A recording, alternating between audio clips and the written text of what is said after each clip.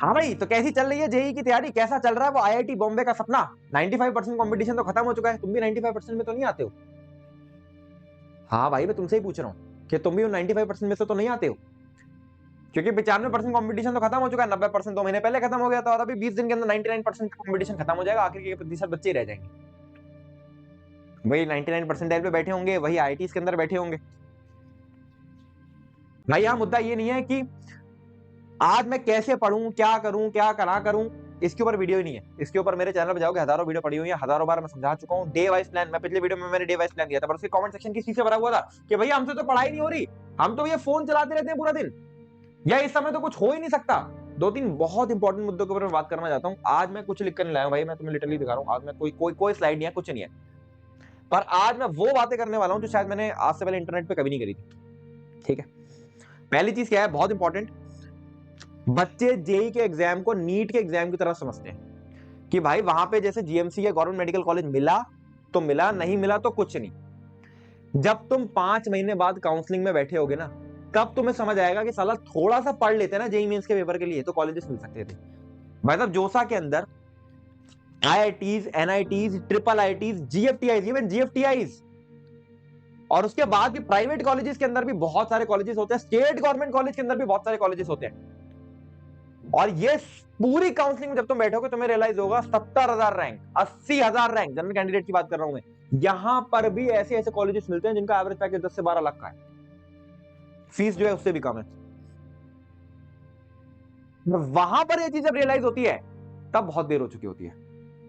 NIT Jamshedpur, ठीक है भाई, सुनना ध्यान से, एनआईटी जमशेदपुर सर्च करना, मेटलर्जी ब्रांच 40,000 रैंक पर मिलती है, जनरल कैंडिडेट की बात कर रहा हूं। 100% प्लेसमेंट है, पिछले 5 सालों का रिकॉर्ड निकालोगे 95% से नीचे कभी प्लेसमेंट ही नहीं गए।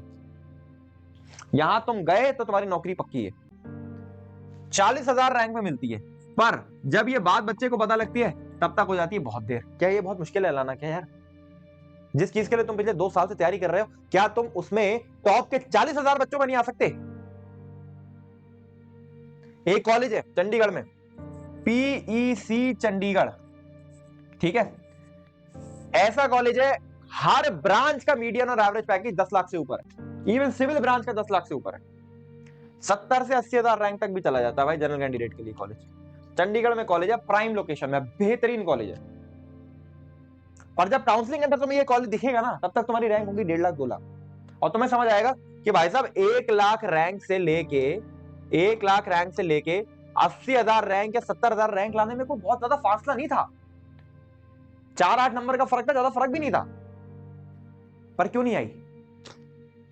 क्योंकि आज तुम्हें ये चीजें नहीं पता है, और आज तुम जेई मेंस के पीछे भागना नहीं चाहते। तुम्हें लगता है आईआईटी मिलेगा तो मिलेगा, नहीं मिलेगा तो भाई साहब मैं कुछ भी नहीं लेना चाहता।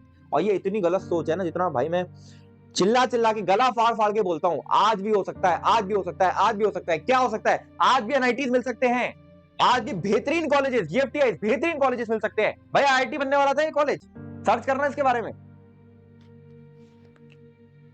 पढ़ना पड़ेगा यार।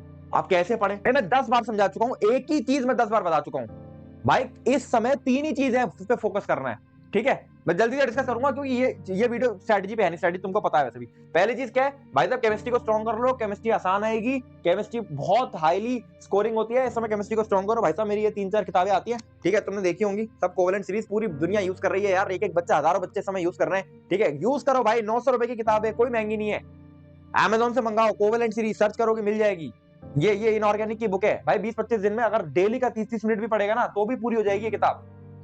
ये ऑर्गेनिक की बुक है, रिएजेंट चार्ट दे दूंगा उसके साथ में, रट लेगा ना एक बार में, चीजें दिमाग में बैठ जाएंगी, यहां नंबर निकल जाएंगे। पर क्या है, अभी अभी जैसे मैंने किताब के बारे में बताया, बच्चे कहेंगे यार प्रमोशन है, प्रमोशन भाई, प्रमोशन मान लो, आपकी भलाई के लिए मान लो, प्रमोशन मान लो, कोई दिक्कत नहीं है, केमिस्ट्री स्ट्रॉन्ग करो। दूसरी चीज, पास्ट ईयर क्वेश्चन, मैं चिल्ला चिल्ला के मर गया हूं, पास्ट ईयर क्वेश्चन आज भी बच्चे कहते हैं भैया मैंने शीट के सवाल लगा लिए, पीवाईक्यू करने की जरूरत है क्या? अबे है जरूरत, वो पेपर में आए भाई, that is the only real question जो कि पेपर में आए हैं, बाकी आसपास सब बकवास है जेईई मेंस के लिए। सब कुछ तेरे कंसेप्चुअल क्लैरिटी के लिए है, ये तेरी एक्चुअल टेस्टिंग के लिए है। फिर अंत में मॉक टेस्ट। भाई मैं कितनी बार कह चुका हूं, कितनी तैयारी कर रहे, अगर तेरी फुल मॉक टेस्ट में प्रैक्टिस नहीं हुई है तो एग्जाम में जाके नर्वस हो जाएगा, परफॉर्म नहीं कर पाएगा। चाहे कितनी तूने कितने महीने लगाए रोटेशन पढ़ने में, एग्जाम में सवाल नहीं बना तो उसका कोई पॉइंट नहीं है। अगले मुद्दे जिस पर हम बात करना चाहते हैं भाई, वो मुद्दा है थोड़ा प्रैक्टिकलिटी में आते हैं, थोड़ा प्रैक्टिकल तरीके से भी सोचते हैं। आज अगर तू एक ऐसा बच्चा है जो 14 घंटे नहीं पढ़ पा रहा है इंक्लूडिंग योर कोचिंग आवर्स, और आज तेरे अगर टेस्ट में मार्क्स 30 नंबर से कम आ रहे हैं, मैं चल और बढ़ा दे रहा हूं उसको 40 से कम आ रहे हैं, बोर्ड पे फोकस कर ले चुपचाप, प्रैक्टिकलिटी में आ जा। 75% से नीचे मत गिर जाना। 75% से नीचे अगर आ गई तो भाई तुम्हें खुद नहीं रियलाइज होगा कि कितनी बड़ा तुम अपने ऊपर एक बोलते हैं बोझ डाल रहोगे। इंप्रूवमेंट एग्जाम भी दोगे ड्रॉप ईयर में बैठ के, फिर उसके साथ में जेई की तैयारी भी करोगे, वही सेम सिचुएशन होगी जो इस साल थी। तो बोर्ड पे फोकस कर लेना। आ जाती है 75% से कम, बहुत कॉमन है भाई साहब। जिस दिन बोर्ड एग्जाम का रिजल्ट आया था ना, मेरे चैनल के ऊपर भाई हजारों के तादाद में कमेंट थे, 1 घंटे में 2 घंटे में, कि भैया 75 से नीचे आ गई क्या करें। और बच्चे ऐसे ऐसे थे कि 95 परसेंटाइल है, 96 परसेंटाइल है, वहां 75 से कम। ऐसे ऐसे बच्चे भी थे। तो बोर्ड पे फोकस करना पड़ेगा।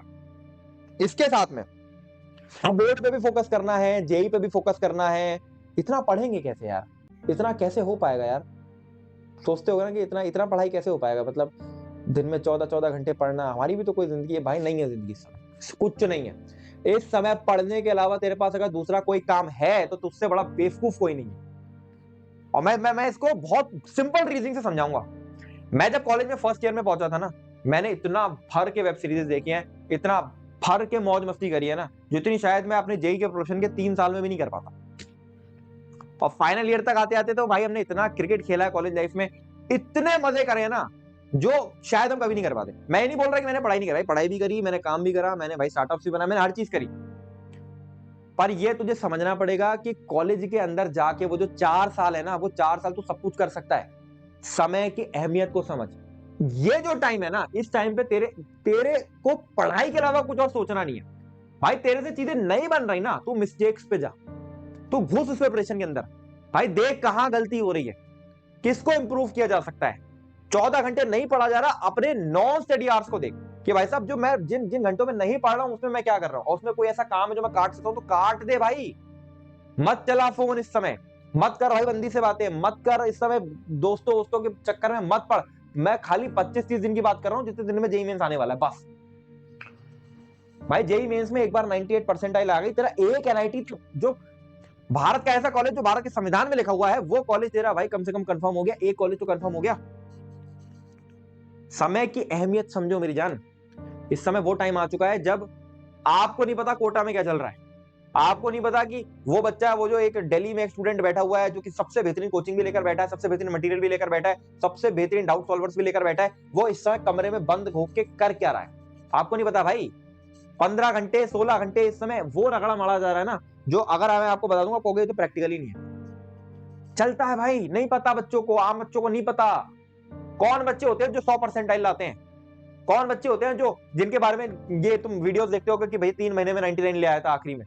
कौन होते हैं वो बच्चे, तुम में से ही होते हैं। बट वो बच्चे होते हैं जो कमरा बंद करते हैं, फालतू की बुलशिट कट करते हैं और पूरी तरीके से सिर्फ एक चीज में घुस जाते हैं कि भाई साहब मैं सिर्फ पढ़ूंगा, लेक्चर देखूंगा, सॉल्विंग करूंगा, जो गलतियां होंगी उसको एनालाइज करूंगा, उसको इंप्रूव करूंगा, बस इसके अलावा मेरा तीसरा कोई काम नहीं है। और मुझे पता है ये चीजें बहुत लंबे समय तक रहने वाली है, मेरी तपस्या है जो मुश्किल से साल भर रहेगी, बट ये साल भर अगर मैंने कर लिया तो मैं जेई के अंदर ऐसे कॉलेज में बैठाऊंगा कि इसके बाद मेरे को करियर की टेंशन नहीं लेंगे। और इस बात की मैं आपको गारंटी दे रहा हूं, अगर आप आईआईटी एनआईटी में बैठे होगे आपको करियर की लिटरली कोई टेंशन नहीं होगी। आपको पता है आप प्लेस होने वाले हो, आपको बस ये देखना है कि भाई साहब मैं किन कंपनीज में प्लेस होना चाहता हूं, वहां पर भी चॉइस आ जाती है, नौकरी आपकी लग जाएगी, आप अच्छे पैसे बनाओगे। मैं लिटरली बता रहा हूं, मैं एनआईटी से था, मैं आपको एक्सपीरियंस बता रहा हूं, अच्छे पैसे बनाओगे, आप बहुत अच्छी जगह प्लेस हो सकते हो। और वो ऐसा लॉन्च पैड है जहां से गूगल, माइक्रोसॉफ्ट जैसी कंपनीज में 60-60 लाख, 80-80 लाख, 1-1 करोड़ के पैकेजेस लगते हैं।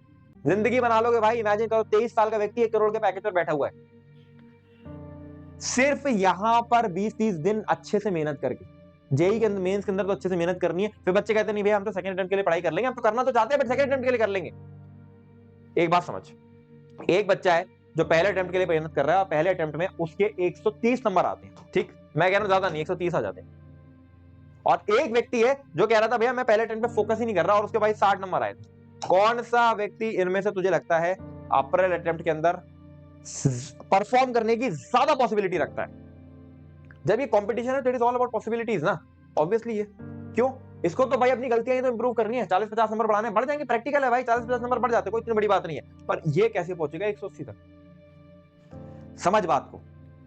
मैं अगर आखिरी के दिनों में फोकस करने को बोल रहा हूं तो मैं साथ में ये स्टेटमेंट इंक्लूड करके बोल रहा हूं कि अगर तू पहले अटेम्प्ट पे अच्छा परफॉर्म करेगा तो अपने आप सेकेंड अटेम्प्ट के लिए भी एक फाउंडेशन बन जाता है। सेकेंड अटेम्प्ट में कंपटीशन है, बट इन बच्चों के लिए है, इन बच्चों के लिए, इन स्टूडेंट्स के लिए कोई बहुत ज्यादा कंपटीशन नहीं होता है, इनको तो खाली अपने आप को 40-50 नंबर बढ़ाने बढ़ जाते हैं भाई। तो ये समझ बात कि पहले अटेम्प्ट में तुझे अपनी जी जान लगा देनी है, आखिरी दिन तक पढ़ाई करनी है। डे वाइज प्लान मैं तेरे को देता हूं भाई, पिछला वीडियो मैंने डाला उस पर, ठीक, मैंने कोवेलेंट सीरीज से निकाली कि तू केमिस्ट्री तेरे लिए आसान बन जाए, पास्ट ईयर क्वेश्चन लगा अच्छी तरीके से, मॉक टेस्ट लगा अच्छी तरीके से, जब ये चीजें करेगा तभी दिमाग में बैठेंगी, तभी इंप्रूवमेंट आएगा। और मेरे भाई कॉलेजेस मिलते हैं, बेहतरीन कॉलेजेस हैं भारत के अंदर, समझ बात को, बेहतरीन कॉलेजेस हैं, पर ये बहुत लेट पता लगता है लोगों को, ठीक है, मेरे पे ट्रस्ट कर ले, मैं तुझे बता रहा हूं, अगर तू 160 नंबर जेईई के अंदर लाता है, तेरे को बेहतरीन कॉलेज के अंदर एडमिशन कराने की जिम्मेदारी है, तो बस 160 नंबर लाके दिखा दे मुझे। चल खत्म करते हैं वीडियो को। आई होप जो बातें मैंने आज बोली हैं वो आपको समझ आई होंगी, क्योंकि बहुत सारी ऐसी चीजें मेरे को बतानी जरूरी थी, क्योंकि बच्चों को नहीं पता यार ये सब चीजें। तो चैनल को सब्सक्राइब कर लेना, कमेंट में बताना कि आपकी इसमें क्या राय है। दिस इज ऑल, अच्छे से पढ़ाई करो। Signing off.